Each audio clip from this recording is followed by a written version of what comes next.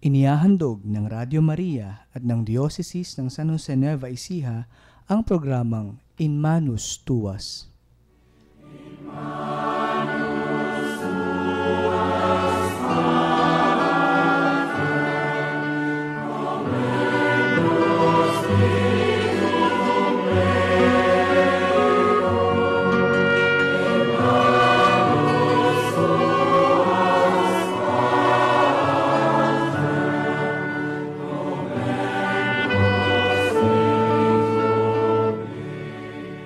Maligayang pakikinig po sa inyong lahat. Ito po si Kuya Jomar at kayo po ay nakikinig sa programang In Manus Tuas mula sa Diocese ng San Jose Nueva Ecija. Tayo po ay sumasahing papawid sa Radio Maria 99.7 FM Tarlac, 101.5 FM Cagayan at 102.1 FM Isabela. Tayo rin po ay napapanood via live streaming sa www.dioceseofsanjosene.org at sa Twitter account ng ating diocese, ang Diocese at San Jose NE, at sa Facebook account ng ating programa, Diocese ng San Jose at facebook.com. Si Bishop Bobet po ng Diocese of San Jose, magandang mabungang pakikinig po sa inyo lahat. Ayun, Bishop, nagbabalik po ako. Welcome back. Una po, bago ko po ipagpatuloy ito, nais kong magpasalamat po sa lahat ng mga nanalangin po habang ako po ay nasa Germany no, nag-undergo ng training para sa isang malaking proyekto po dito sa ating bansa at sa ating diocese. Salamat po at ngayon po, nagbabalik na po akong muli sa In Manus Tuas. Na-miss ko po to, Bishop. May 3 buwan na. Na-miss ka din namin. At napilitan na akong mag-angkor. So, nung wala pala ako, si Bishop ang angkor. Wow. Pero ngayon, Bishop, mas special dahil bukod sa pagbabalik ko po dito sa programang ito, ay meron po tayo makakapiling na 3 naggagandahang dilag. Ano po? Opo, napakapalad po natin sapagkat meron po tayong mga kasamang napakagandang mga nanay po na magbabahagi po sa atin, no? Kasama po ang ating mahal na obispo ay magbabahagi po ng kanilang karanasan sa kanilang buhay espiritual, no po, tungkol sa ating tatalakaying topic sa araw na ito. At ngayon po ay nais po namin silang ipakilala sa inyo. Sila po ay makakasama natin sa halos 1 oras sa talakayan at pagninilay. Kaya narito po sila. Siguro mauna po si Nanay. Magandang araw po at mabiyayang araw sa inyong lahat. Ako po si Ginang Aida Meneses. Kasalukuyan pong nakatira sa Ramar Village, San Jose City. At naninilbihan po sa parokya ng San Jose Manggagawa bilang collector, bilang AP, member po ng liturgical team. Katatapos nga lang po ng aming meeting At napakasaya po ng aming pag-meeting kanina. Marami pong naibahagi ang aming team leader na si Jomar Feliciano. Okay, salamat po. Sige po, next po si Nanay. Magandang umaga po sa inyong lahat at mabiyayang araw po para sa ating lahat. Ako po si Milagros Raagas, nakatira sa Santa Romana Subdivision at ako po ay coordinator ng Critters and Collectors at member din po ako ng LT. Mm-hmm. Marami pong salamat sa inyong pakikinig. Wow. Sige po. Mabiyayang araw po sa ating lahat. At ako po si Ginang Tessie Bugarin na nakatira sa Rupina Homes. Ako po ay naninilbihan bilang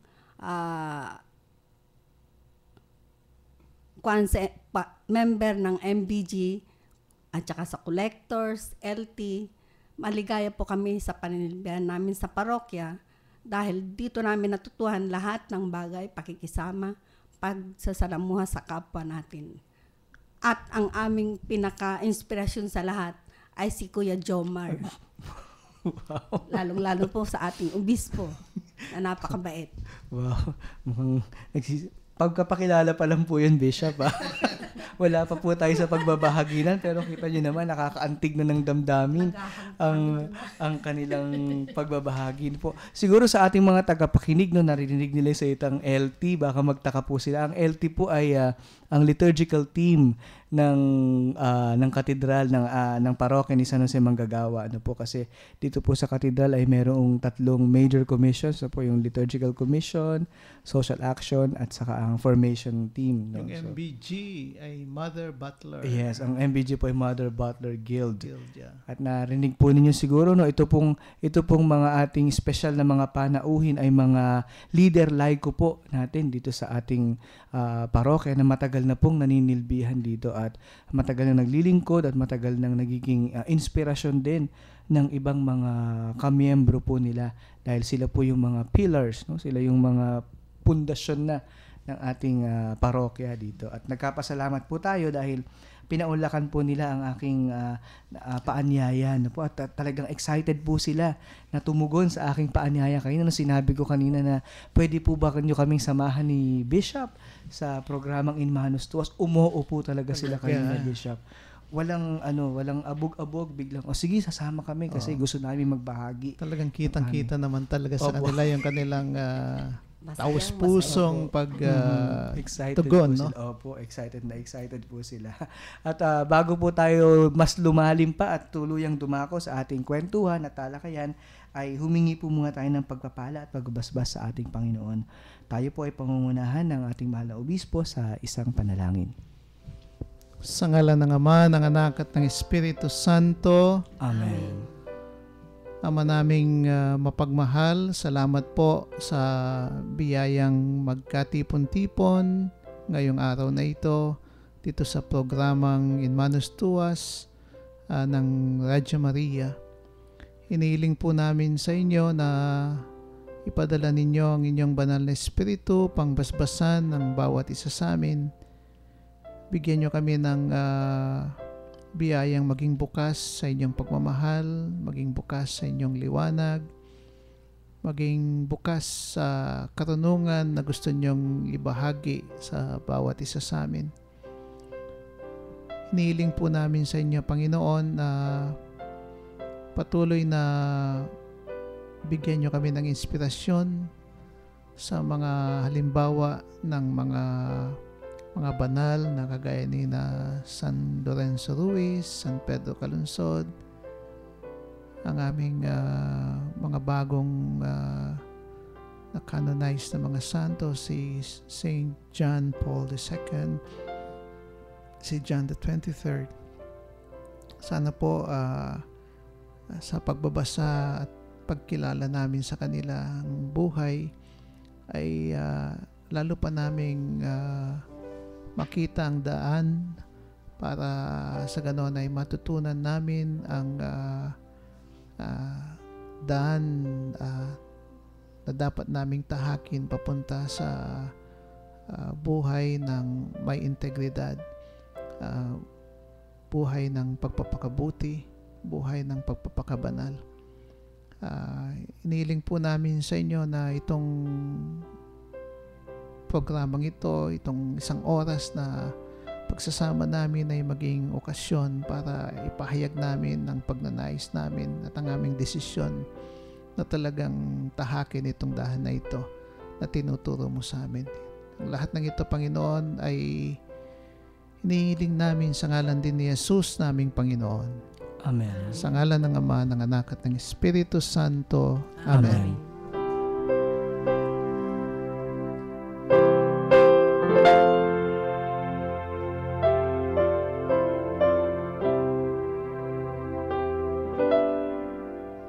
Muli po, kayo po ay sumusubaybay sa programang In Manus Tuas na sumasahing papawid dito sa Diocese ng San Jose Nueva Ecija.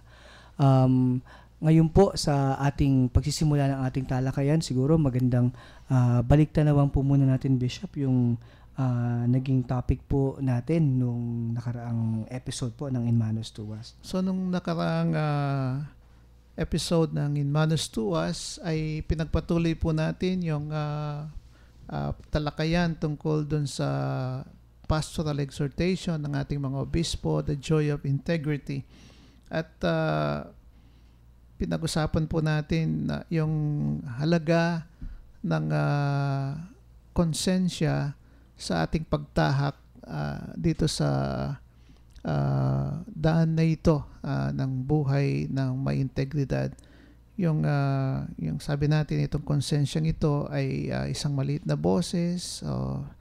Pwede din sa atin yung tawag natin, boses ni Jesus na gumagabay sa atin.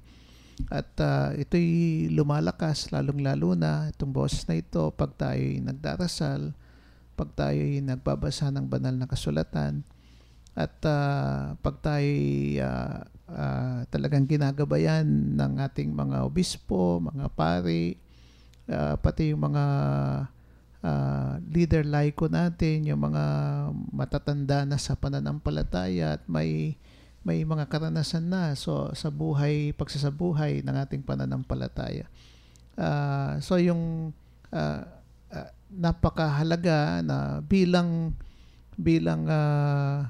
nagsusumikap na mamuhay ng may integridad, inahayahan din nating tulungan tayo, pati yung mga kapatid natin sa pananampalataya. Yung hindi lamang natin ito gagawin na mag-isa, gagawin din natin na yung kasama, yung bawat isa. At palaging iniisip yung kahit na sa ating pagdi-discern kung ano yung kalooban ng Diyos, kung ano yung pinapagawa sa atin ng Diyos, yung iniisip din natin na tayo ay hindi lamang nag-iisa dito sa mundo, kaya yung ang mas makakabuti ay yung makakabuti sa lahat talaga. Ano yung bang kino-consider palagi yung kabutihan ng mas nakakarami. Tapos sinabi natin na merong mga modelo tayo na tinitignan din para sa ganoon matulungan tayo sa pamumuhay natin ng may integridad. At ang pinag-usapan natin last time ay sina San Lorenzo Ruiz, isang Pilipino na naging martir sa Japan, at ganun din si San Pedro Calungsod na namatay bilang martir din sa mga isla ng Marianas noong Abril 1672. Itong dalawang ito ay pinakita sa atin talaga yung wagas na pagsasabuhay ng kanilang pananampalataya. Naging modelo sila sa pagpapatutuo ng pananampalataya. Hindi lamang sinasabi, kundi ito'y talagang ginawa nila na handa silang mamatay para sa pananampalataya. At sinabi din natin na itong dalawang ito ay mga misyonero, yung bang bagamat laiko sila, yung bang hindi sila nagatubili na, kasi nung panahong yun, hindi naman madali yung maglakbay sa yung bang sa tubig, yung bang yung bang hindi yung matagal yung paglalakbay, gano'n, yung bang tapos iiwanan mo yung pamilya mo, parang hindi mo alam kung makakabalik ka pa. So yung pagiging handa nila na iwanan ng lahat, and then to be able to do yung mission work, ibahagi yung kanilang pananampalataya sa iba, no. So yung titignan natin, sila ay dalawang modelo na dapat nating tularan, lalong-lalo na sila ay dalawang Pilipinong naging santo, no. So ngayon po ipagpapatuloy natin, Bishop, yung karugtong nung pastoral exhortation on integrity, po. So ngayon po babasahin ko po yung susunod na bahagi na may pamagat po na Living the Joy of Integrity. As both gift and task, individual and collective integrity is a product of prayer and discernment. In 2010, in the midst of the political turmoil being experienced by the country, we, your bishops, called not for direct and immediate political action, but for circles of discernment. These circles of discernment were meant not only to assess the larger realities in our country, but also to encourage all Filipinos of goodwill to reflect on how they too have been responsible for the situation. As we move from circles of discernment to circles of integrity, we also realize that integrity has both personal and communal components. Yung siguro maganda na tignan natin itong konteksto nito, ano, nung 2010, ito yung talagang panahon na dumadaan talaga ng iba't ibang mga kaguluhan yung sa ating bansa. Ito po yung election year, di ba? Yung 2010, tapos yung dito yung Hello Garci, Hello Garci scandal, scandal. Yung ito yung ano yung nung nagbi-meeting kami mga obispo noon, yung parang isa sa mga para bang yung hamon sa amin ay yung tumugon dun sa panawagan ng nakakarami na magkaroon ulit ng EDSA revolution. Pero yung isang sinasabi ng mga obispo noon, nung nag-uusap kami, sabi nila, puro na lamang EDSA revolution. Yung bang, para bang it's always an extraordinary means ang ginagamit natin para sa ganun yung ituwid natin yung hindi tama, yung mali, ganun. Yung bang, ba't hindi tayo mag-isip ng mabuti? Iyahan nating mag-isip yung mga kababayan natin, yung magbuklod-buklod, yung mga grupo-grupo, tapos yung magdasal, manahimik, tapos yung talagang humingi ng liwanag galing sa Panginoon at hingin kung ano talaga yung hinihiling ng Panginoon sa atin. Ganun yung bang. Kasi parang anong nangyari po, Bishop, nung 2010, natatandaan ko na ang mga tao talagang nawalan ng tiwala sa gobyerno. Parang para sa mga tao noon, nasira ang integridad nila talaga. As in, nawasak ang kredibilidad, nasira ang integridad. And they want change. Yes, gusto nila ng pagbabago. Kaya lang, nawala siguro sa isip nila na they too are also responsible for this situation. At maganda na binanggit po ito dito, no, sa sulat na ito ng ating mga obispo na the circles of discernment na in-encourage po nila na magkaroon tayo ng pagkakataon para mag-isip mo na magbulay-bulay tayo. Ano bang nangyayaring ito? Ginamit din yung pagkakataon na yun upang tingnan din yung sarili ng bawat Pilipino na teka, responsable rin ako dito meron din akong papel dito, hindi lamang ang mga hinalal na mga pinuno, kundi ako bilang isang Pilipino at bilang isang mamboboto ay isang botante ay meron din akong responsibilidad dito. Yes, yung naalala ko yung mga obispo noon, sinasabi nila na sana we do not just point an accusing finger dun sa isa o dalawa o kung kanino man sa gobyerno. Sana yung makita din natin tayo ay may bahagi din sa nangyayari sa ating bansa. At napakahalaga yung bang tignan din natin ang ating sarili, tignan din natin ang ating pagkakamali, mag-mea culpa din tayo. Yung bang kilalanin natin na may pagkukulang tayo, pagsisihan natin ito. Tapos tignan din natin kung ano yung pwede nating gawin na sama-sama na makakabuti sa ating bansa. Opo, kasi para sa ating mga tao, napakadaling mag-blame, no? Especially kapag halimbawa malayo ka, tapos nakikita mo na ginagawa ng tao ito, madali mo siyang ituro pero hindi mo alam na meron ka ring papel, meron ka ring responsibilidad doon. Hindi man siguro directly, pero bilang bahagi ng malaking komunidad, lahat tayo ay damay, lahat tayo ay may bahagi doon. At ito yung gustong makita ng ating mga obispo na from circles of discernment to circles of integrity, mula sa pag-iisip, isabuhay natin sa pamamagitan ng muling pagbangon at muling pagbibigay ng pagkakataon sa mga tao na magkaroon ng integridad. Yung sinasabi dito kasi yung pamagat natin ay living the joy of integrity, na yung pagsasabuhay ng kaligayahan ng nagiging namumuhay tayong may integridad. Na yung bang yung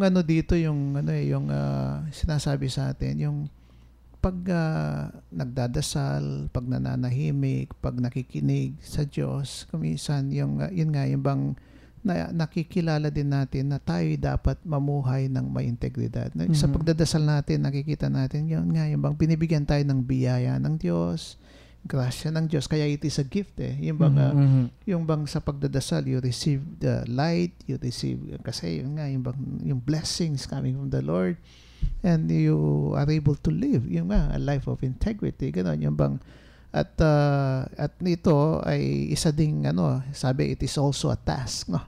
Obligasyon it is po an natin obligation. It is ganon yung bang kasi nga pag nagdadasal ka, makikita mo din, madadama mo din may obligasyon din ako dito, dapat gawin ko din ito. Ganun yung may bahagi akong dapat gawin kasi yung pag nagdadasal ka, ito yung palaging sinasabi sa iyo ng Diyos.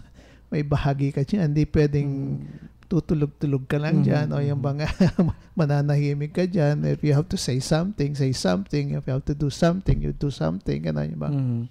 At nakakatuwang isipin po, Bishop, no, kasi minsan hindi na lang natin napapansin pero mas madalas na ang dahilan kung bakit nagkakagulo ang isang sitwasyon, may bahagi ka rin doon. Hindi ito dahil lang sa isang tao, kundi meron akong bahagi dito. At mas madali nga sa atin kasi na mag-blame ng kapwa kaysa kunin yung responsibilidad o hanguin man lang yung sitwasyon na ito mula sa pagkakalugmok, itataas natin uli.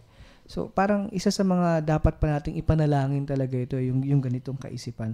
At papasok po tayo, Bishop, doon sa ikalawang bahagi nito, which is yung sinabi dito na mula sa circles of discernment to circles of integrity, we realize that integrity has both personal and communal components. So, ibig sabihin, may mga bahagi ito na yung para matupad natin itong sitwasyon na mayroong integridad, merong mga dapat tayong tutukan. Meron tayong dapat pagbigyan ng pansin.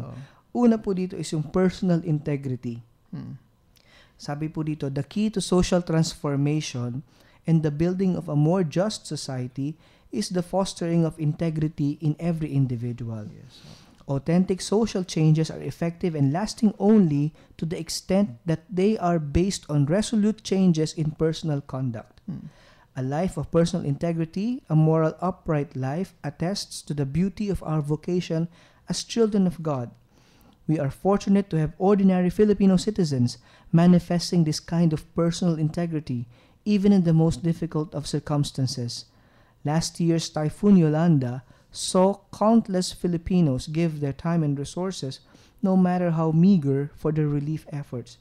This kind of generosity and heroism, often unrecognized, clearly demonstrates inner integrity. So ito daw po yung unang mahalagang component, yung personal nating integridad. Alam ko maraming maibabahagi sa atin ng ating mga nanay tungkol dito sa integridad ng pagkatao ng isang tao kasi talagang decision kasi yan no? Yung it's a personal decision. Kung minsan may mga karanasan tayong yung parang conversion experiences ganun yung bang na talagang gusto mo nang magbago. Yung naalala ko minsan yung may nagbigay ng talk sa amin si Alex Lacson, attorney Alex Lacson. Yung binahagi niya yung 12 little things that we can do for our country. Ganon yung bang sa kapatiran po siya. Hindi siya sa kapatiran. Parang independent. Hindi ko lang basta yung dumaban, nagano siya no last election, senator, hindi lang siya nanalo. Pero isa siya sa mga namumuno dun sa yung People's Initiative gagawin sa Cebu, malapit na yan sa Cebu. Ngayong August yun yung bang yung ano niya, yung isa sa mga binahagi nga niya yung it talked about yung pagbili natin ng mga pirated DVD ganyan bang at sinabi niya kung ano yung nawawala sa gobyerno in terms of tax kasi nga yung tapos yung mga rights ng mga producers and directors and actors and actresses sa mga movies hindi nare-respeto ganon yung bang yung I remember kasi yun nga yung bang ako personally I have to confess na bumibili din ako ng pirated DVDs and CDs kasi mura napakamura hindi ba yung bang tapos yun nga pero nung marinig ko si Alex Lacson sabi mo tama nga ito yung bang so personally ako I made a personal commitment na buwan nun hindi na ako bibili ng pirated DVDs aside from the fact na kuminsan pag pinapanood mo in the middle nasa climax na biglang hinto Yun po yung setback. Nung consequence po yan, Bishop, nung pagbili ng pirated na. Nandun ka na sa maganda eksena, naputol. Napuputol, wala. Kayo po mga nanay, do you have any experience? May mga karanasan po ba tayo na naipakita sa pamamagitan ng isang sitwasyon yung personal na integridad ng isang tao? Apo. Sa sarili ko, yung personal integrity. Paano ko ba maibabahagi itong aking kasi bilang retired employee, no, nagkakaroon kami mga problema din sa pinasukan ko. May mga bagay akong nakikita sa pamunuan namin na hindi ko naman ma-share. Pero parang nakukuhan ako. Pero yung sa sarili ko pa rin, pinagpipray ko yung aming company na yun. Kasi marami talaga siyang hindi ko matake ang mga kanya. Talaga yung sinasama ko siya sa mga prayer na wag sanang maging ganito. Ang magiging resulta ay hindi kaiga-igaya, lalo sa mga co-employees ko, ganun. Gumagawa na lang po ako sa sarili ko din, yung in-improve ko yung sarili ko, na sana ako'y maging pamarisan na lang ng mga kapwa-empleyado ko. Lahat yung pwedeng maging halimbawa ako sa kanila. O kaya yung pagkakaugnay ko po dito sa katedral, hanggat maaari po, ginagawa ko po ang lahat ng paraan, lalo po yung mga pamilya ko, mga anak ko, asawa ko. Sana po ay maging halimbawa ako sa kanila, lalo po kasi yung paglapit ho sa Panginoong Jesus, yun isang ipinipray ko na lahat po sana ng pamilya ko ay talagang mailapit ko sa kanila, yung ating Panginoong Jesucristo. Sa mga karanasan ho, talagang napakaraming karanasan. Pero po yung karanasan na yun, naging lessons po sa akin yun. At yung aking pong pananampalataya, napapalalim ko siya sa pakikinig sa mga retreat, sa mga recollections, sa pakikinig, lalo na po sa TV Maria. Marami po ako napupulot sa TV Maria. Yung magagandang halimbawa po sa mga TV Maria, marami po ako napupulot. Na kung pong sinashare ko sa iba, sana nga po ako'y maging matularan nila. Hindi man sa lahat, kahit ho bahagya lang, na mayroon akong naibigay na magandang halimbawa sa kanila. Ayan ako, salamat Nanay Aida. Ano po? Totoo po yun, no, na kapag halimbawang ikaw ay involved sa simbahan, people will look up to you for integrity, credibility and integrity and authenticity rin, no, sa pananampalataya. Kaya isang malaking hamon talaga sa atin, no, sa mga laiko, especially sa mga naglilingkod sa simbahan, na talagang mamuhay ng matuwid na pamumuhay. Kaya nga sabi nila yung we have to be careful with the words that we say, the things that we do, yung the life that we live, kasi nga yung tinitingala ng iba, ng ibang na modelo, yung mga they expect you to be a model of integrity. Pag gumawa ka kasi ng mali, yung you become a scandal to many, gano'n yung bang at kapag ikaw ay namumuhay ng matuwid, no, ito ay nagiging confirmation, no, isang pagpapatunay na ikaw ay anak ng Diyos. Kasi nakikita sa pamumuhay mo at sa pagkilos mo, sa pananalita mo, ang Diyos mismo. Lalo na kapag ikaw ay namumuhay ng matuwid at naaayon sa isang matuwid na tao ang pamumuhay. Sa ngayon po ay magkakaroon po tayo ng maikling break, no? At alam ko na ang ating mga guests ay talagang marubdob ang kanilang pagnanais na magbahagi. Pero ganun pa man po ay magkakaroon po muna tayo ng maikling break, at sa saglit pong oras na ito ay muling magbabalik po ang programang In Manos Tuwas.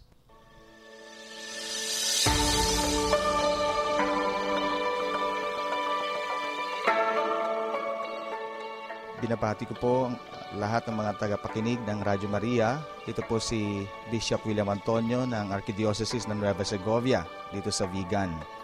Galin po natin makinig sa Radio Maria Philippines upang sa tulong ng mga programang pangpanalangin at kristyanong panghubog, tayo ay mas tumibay sa pananampalataya sa Diyos. Sa ating pakikinig ay suportahan din natin ang Radio Maria nang mas lumawak pa ng misyon nito ng Mahal na Ina. Sa pamamagitan ng Mahal na Inang Birhen, pagpalain nawa kayo ng Diyos, Ama, Anak at Espiritu Santo. Amen.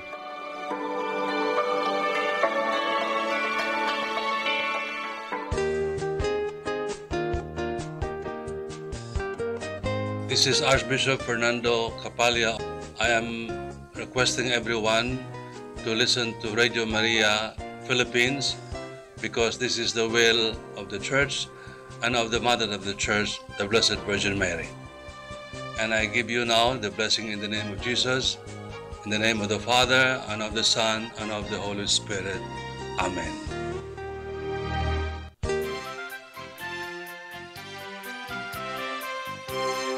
Radio Maria, bringing Christ into your home. Nagbabalik po ang programang In Manos Tuwas. Ito pong muli si Kuya Jomar. Si Bishop Bobet po ng Diocese of San Jose. Ito naman po ulit, si Ginang Aida Meneses. Ito naman po ulit, si Tessie Bugarin. At ito naman po si Milagros Raagas, muling nagbabalik sa pakikinig ninyo. Marami pong salamat. Ayan, ako natutuwa ako. Parang mga anchors lahat ng mga nanay dito. Parang sanay na sanay po kayo, no? First time niyo pong nag-guest, hindi po ba? Pero sanay na sanay po sila. At Napuputol, nagbablock pa yung aming mind. pero ganun pa man po ay pagpapatuloy po natin ang ating talakayan. At kanina po, bago po ang ating maikling break, ay pinag-usapan po natin ito sa personal integrity. No po, at sinabi natin na napakahalagang maipakita natin yung ating personal integrity sa lahat upang maniwala sila na tayo nga ay mga anak ng Diyos. At ibinahagi nga ni Nanay Aida yung kanyang karanasan, no, bilang isang lingkod dito sa simbahan na nagiging modelo sa ibang mga tao, lalo na sa kanyang pamilya. No po. Dito po, Bishop, sa huling sentence po nitong bahagi na ito ay sinabi yung tungkol do sa napakarami mga Pilipino na naging mga modelo ng generosity at heroism, no? Lalo na nung panahon ng Bagyong Yolanda, kung saan yung kanilang maliliit na mga bahagi ay yung kanilang maliliit na pagbabahaginan ay ibinigay po nila, no, bilang tulong, no, gaano man kaliit ito o gaano man kalaki ito ay para sa pagtulong sa kanilang kapwa. Ako meron akong mga kakilala, mga kabataan, mga yung 13 years old hanggang 17 years old lang yung mga batang ito, no? Pero talagang nag-mobilize talaga sila para makapag-ipon sila ng mga pwede nilang dalhin, no? Yung goods para dun sa mga biktima ng Typhoon Yolanda. Talagang tapos sila mismong nagpunta doon, yung they cross talagang seas and rivers ganun, para maabot nila talaga yung mga biktima ng Typhoon Yolanda. Nung po ako ay nandun sa Germany, Bishop, doon sa parokya na aking tinuluyan, nung nalaman nila na ako ay taga-Pilipinas, binanggit nila kaagad sa akin na pagkatapos nung bagyo na balitaan nila, nagkaroon sila ng massive fund drive, no, at napakarami pong tumulong. Doon makikita yung the spirit of friendship and solidarity, no, po, between among peoples. At maski dito po sa ating bansa, no, nakikita nila na kahit na tayo mismo yung nasalanta, nagtutulungan po talaga tayo. At hindi lang po siguro doon, Bishop, doon sa nangyari sa Typhoon Yolanda o sa mga efforts natin doon, kundi maski yung mga maliliit na mga sitwasyon na mga pangyayari na kung saan natetest yung integridad ng nating mga Pilipino. Halimbawa, ako po ay naliligayahan talagang tunay kapag nakakabalita po ako ng isang taxi driver na nagbalik ng malaking halaga na pulot sa airport, ibinabalik ng walang bawas, kundi kasi gusto niyang maging totoo. Kasi may integridad yung taong ito, meron siyang kredibilidad at gusto niyang panatilihin yun. At ito po yung mga nakaka-inspire na mga istorya na pwede naman pala, meron naman pala tayong mga taong ganito na kung titingnan po natin na pwede at kung tayong lahat ay katulad nitong taong ito, wala tayong magiging problema tungkol sa korupsyon, sa kasamaan sa lipunan, lahat magiging maayos kung magkakaroon ng integridad ang bawat isa sa atin. At isa pa po sa sa binanggit kanina na component, sabi nga kasi dito, both personal and communal components ang kailangan upang mabuo itong circles of integrity na ipinopropose ng kaobispuhan ng Pilipinas. At ito po yung una, yung integrity in the family. Sabi po dito, a privileged arena in which Christian integrity is manifested is in family life. Integrity is first learned within the family. One cannot underestimate the influence of family attitudes, practices, and values on the formation of one's character. When children see their parents keeping promises and being faithful to one another, they learn to become trustworthy and responsible in their relationships. Let Paul's words guide us. Show yourself as a model of good deeds in every respect, with listening, with integrity in your teaching. So, yun po, sabi dito, at madalas nating naririnig ito na ang unang nagtuturo talaga ng karakter ng isang tao ay ang pamilya. Yeah, kasi sinasabi natin palagi, ito yung basic unit ng society, no? Yung so yung actually yung natututunan mo dito sa maliit na pamilya ninyo, ito yung contribution na pwedeng maibigay ng pamilya mismo sa lipunan kasi ito yung dadalhin mo din sa lipunan, di ba? Yung dito natututunan yung pagiging totoo, dito yung natututunan yung pagiging honest, pagiging mababang loob, gano'n yung pag nakita mo yan na ginagawa ng mga magulang mo, yung nakikita mo nangyayari sa pamilya, yung pagpapatawad o paghingi ng tawad. Minsan kasi yung mga tatay o kaya yung mga nanay, dahil nanay sila at tatay, ayaw nilang humingi ng tawad pag nagkamali sila kasi para bang masama yung tanggapin mo yung pagkukulang mo, no? Yung mga napakahalaga na even in the part of yung living a life of integrity is recognizing din yung weaknesses natin, yung kakulangan natin, pero yung you acknowledge it with all humility and then start again. Ganon yung para mamuhay ng maayos at may pagmamahal sa pamilya. At nakikita po ito ng ating simbahan, po yung kahalagahan ng pamilya upang mabuo ang isang karakter ng isang tao. Kaya naglitawan po ang mga organisasyon na family oriented at yung ating talagang matinding paglaban do sa reproductive health bill na sisira sa pamilya ay talagang ipinaglalaban po ng simbahan at patuloy ang simbahan sa pagkilos upang mapayaman ng pamilya sa kanilang pananampalataya. I'm sure yung ating mga panauhin ngayon ay may mga maibabahagi po tungkol sa kanilang karanasan, kasi mga nanay po sila, Bishop, at sa kanilang mga anak ay naibahagi rin siguro nila yung magandang karakter, no, ng isang mabuting Kristiyano. Siguro nais nating marinig ang kanilang karanasan tungkol dito. Ako po bilang magulang, nais ko po na mabuhay ang mga anak ko na may integridad. Sabi ko po sa kanila, kahit na-reach na nila yung kanilang ambisyon sa buhay, na lahat ng pangarap nila na-reach naman nila. Ang sabi ko, yung panatilihin ang kababaan ng loob. Huwag magyayabang. At ibig ko sabihin, kahit na talagang masaya na sila, panatilihin nila yung buhay namin noon na kami mahirap. Mahirap po kami, Bishop. Pero pinilit ko po na mapatapos lahat ng anak ko. Ngayon, ang inaano ko sa kanila, yung pagsisimba lagi. Yung isang anak ko nasa abroad, pero sila lagi silang nagsisimba, buong pamilya.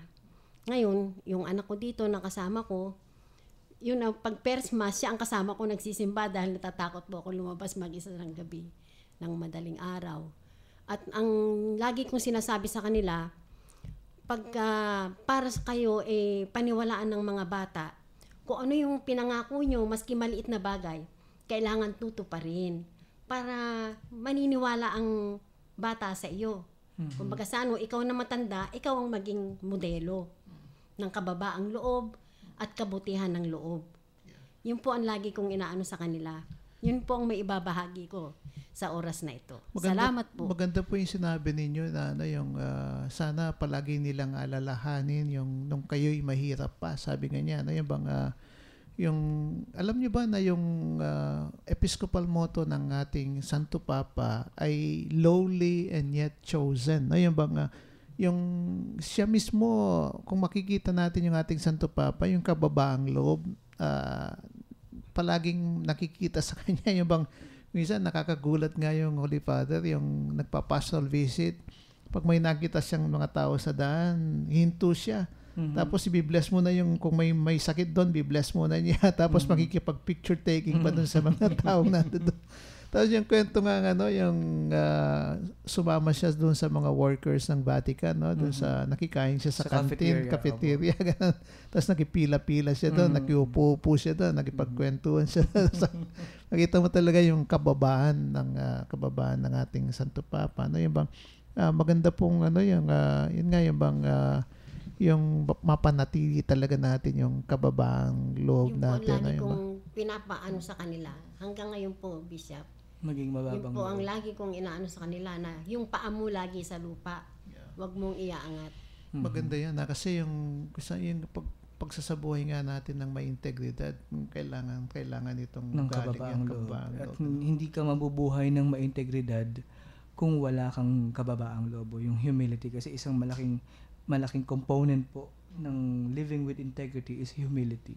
Yung hindi naman sinasabi kasi yung pagsasabuhay ng may integridad ay yung talagang perfecto ka, wala kang mali, gano'n yung bang yung kailangan yung nakikilala mo palagi na yung mga kahinahan natin bilang tao, pero at the same time yun nga yung bang nakikita mo din yung siguro second part ng episcopal motto ng Holy Father, yung that we are chosen. Ganun yes.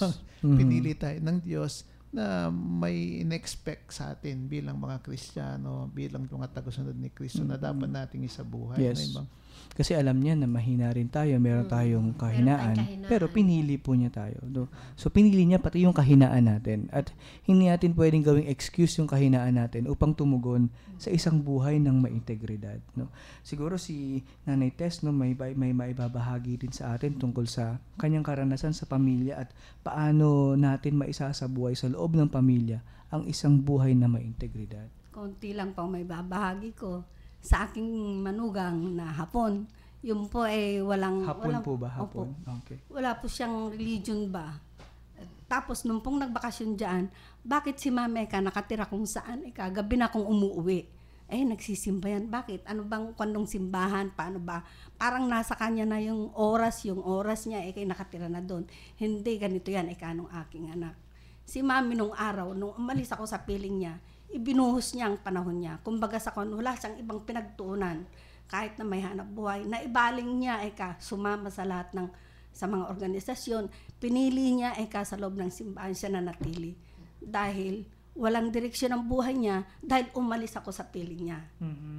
Naalis siya at nakapag-asawa ng hapon. Ngayon, dinala niya naman dyan yung hapon. Dyan sila naniraan.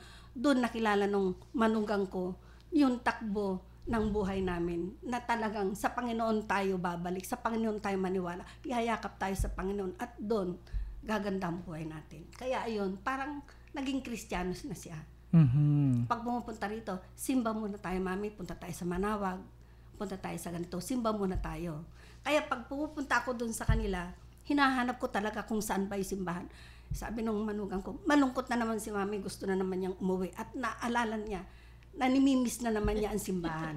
Kaya inihahanap nila ako ng lugar kahit na malayo. Pinupuntahan po namin yung simbahan doon. Wow. Kaya yun ang experience ko sa aking buhay, pamilya. At nag-iisang anak ko po kasi yun, yung umalis na yun. Parang nawala ng 5 taon, nag-TNT sa Japan. Yun, nakahanap naman siya ng katwang sa buhay. Yun ang naging experience ko. Basta't sa Panginoon kumapit. So, ibig sabihin, Mami, na yung integridad mo bilang isang lingkod simbahan ay naibahagi mo at dahil dyan ay nagawa mong ma-convert, no? At sa pamamagitan ng yung pagsasabuhay at sa yung pamumuhay ay na-convert ang isang hindi naniniwala patungo sa tunay na paniniwala. So napakagandang karanasan po, Bishop, kasi ito yung konkretong pagkapakita ng isang buhay na may integridad. Kasi once na nakita ng tao na mayroon kang integridad, maniniwala sila sa iyo eh. Basta pagdating, simba muna tayo, Mami. So ibig sabihin, naniniwala sila na ikaw ay totoo, hindi fake, dahil madali po nating madidistinguish ang isang taong nagpapanggap, no? Kapag nakita mo na siya ay nagpapanggap, para ang hirap kitang paniwalaan, ang hirap kong sundan yung ginagawa mo. Pero kapag nakakarinig po tayo ng ganitong mga kwento, no, nakaka-inspire, no, nakaka-uplift ng spirits na ang isang taong may integridad makakaakay pa. At yan yung hamon po sa atin actually nitong liham na ito ng ating mga obispo na mamuhay tayo ng may integridad so that people will look up to us at makikita nila na tayo ay mga anak ng Diyos at maniniwala sila sa atin. Ayun po, tayo po ngayon ay magkakaroon muli ng ilang maikling paalala at napakabilis po ng oras, ano? Akalain ninyo na malapit na po matapos ang ating pagbabahaginan, pero wag po muna kayong aalis para sa ilang paalala mula sa ating himpilang Radio Maria, bringing Christ into your home.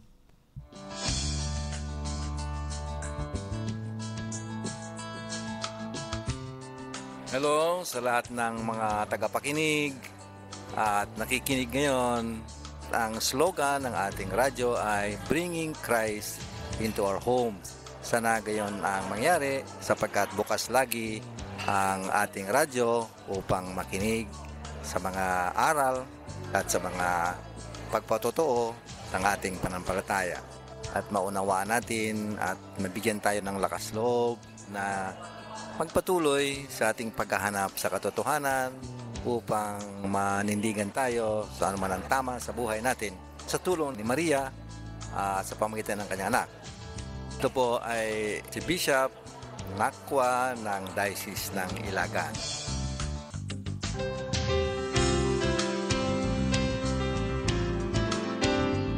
Itanong mo kay Doc. Programang pangkalusugan ng Radyo Maria, sumasaimpapawid tuwing Biyernes 1:00 hanggang 2:00 ng hapon. Kung may gusto po kayong malaman para manatiling malusog, itanong kay Doc.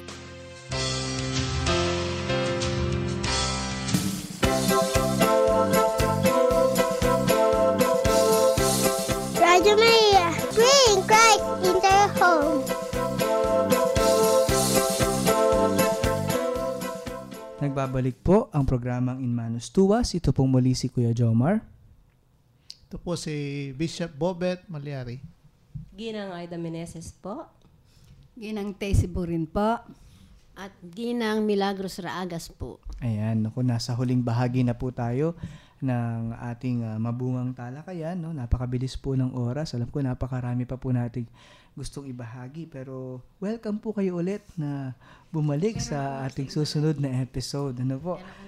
Excited na po ang ating mga nanay, no po, kasi first time po nila, pero pagpaumanhin po dahil limited lamang po ang ating oras. Kaya sa bahagi pong ito ay magkakaroon po ng maikling paglalagom ang ating mahal na obispo tungkol po sa ating natalakay na dito po tungkol sa sulat ng ating mga obispo. Siguro po yung tulungan ninyo ako kung meron akong hindi masabi, pwede ninyong banggitin. Yung kanina nag-umpisa tayo dun sa pag-uusap natin dun sa pagsasabuhay ng buhay ng may integridad. Yung sinabi natin na yung mga obispo dito sa kanilang pastoral exhortation, yung pinalala sa atin na noong 2010, yung panahon ng election, kung nagkakaroon ng gulo yung sa political level, no, yung mga yun ang sinabi natin, yung Hello Garci scandal na doon, yung bang, tapos yung hamon noon ay magkaroon muli ng EDSA revolution. Pero yung isang paanyaya ng mga obispo noon ay yung kung pwede yung manahimik, magdasal, magbutay ng mga grupo, pag-usapan natin kung ano ba yung sitwasyon natin na kinalalagyan, At tignan din natin, hindi lamang yung kasalanan ng iba, kundi pati yung kasalanan din natin. Kasi ano man yung nangyayari ngayon sa ating bansa, meron tayong bahagi dito na dapat nating makita din yung personal na responsibilidad natin. At sabi natin, itong pagsabuhay ng may integridad ay isang regalo kasi nga sa ating pagdarasal, pag umaharap tayo sa Diyos, yun nga, nakakatanggap tayo ng liwanag, nakakatanggap tayo ng hamon mismo galing sa mga salita ng Diyos. At ito'y nakakatanggap tayo ng liwanag, direksyon, no, sa ating pagsasabuhay. So, yung hamon na magsabuhay ng may integridad, ito'y isang regalo galing sa Diyos. Kasi nga, ito'y direksyon na siya mismo ang nagbibigay. Pero ito din ay isang obligasyon, it's a task, sabi ganyan. Kasi pag nagdadasal din tayo, yung hamon ay kumilos. Hindi ka lang matutulog, hindi ka lang mananahimik, kundi sabi ko nga, kung mayroon kang dapat sabihin mo, kung mayroon kang dapat gawin mo, ganun yung bang, at yun palagi yung hamon ng ating pananampalataya. Yung ito yung sinasabi nilang walk your talk, no? Yung bang, kung ano yung sinasabi mo, iniisip mo, pwedeng sana gawin mo. Practice what you preach. Yeah. Tapos yung sinabi din natin na yun nga, yung bang kailangan magkaroon, it's a movement from circles of discernment to circles of integrity. Ganun yung bang. Actually, sa totoo lang, hindi natin nabanggit ito, yung nasabi sa amin nung nag-meeting kami last July, na merong mga group of businessmen, yung talagang they are decided really to to live a life of integrity sa mga companies nila. Ano yung bang meron silang mga testing na ginagawa para makita nila kung anong level of integrity yung pagsasabuhay nila, yung kung gaano yung pagsasabuhay nila ng integridad sa mismong kumpanya nila, from the manager up to the yung mga workers nila, gano'n yung bang.